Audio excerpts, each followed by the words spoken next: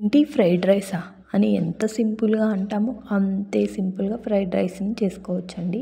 నాకైతే mushroom fried rice అంటే చాలా ఇష్టం. మీకు ఏ ఫ్రైడ్ రైస్ అంటే ఇష్టమో కామెంట్ చేసేయండి. ఇంకా నేను ఏ సాసులు కూడా యూజ్ చేయనండోయ్. ఇంకా వీడియోకి వచ్చేసేయండి. ముందుగా ప్యాన్ పెట్టేసుకొని 2 స్పూన్ల నెయ్యి యాడ్ చేసి సన్నగా తరిగిన ఎల్లుల్లి, అల్లము, అలాగే కొంచెం పచ్చిమిర్చి, క్యారెట్ ఇంకా ఆనియన్ 1 బై 1 వేసుకొని ఒక 5 మినిట్స్ మగ్గించుకోవాలి. ఇందులోకి రుచికి సరిపడా ఉప్పు వేసి సన్నగా తరిగిన మష్రూమ్ కూడా వేసుకొని మష్రూమ్లో ఉన్న వాటర్ అంతా డ్రై అయిపోయేంత వరకు మష్రూమ్ను మగ్గించుకోవాలి.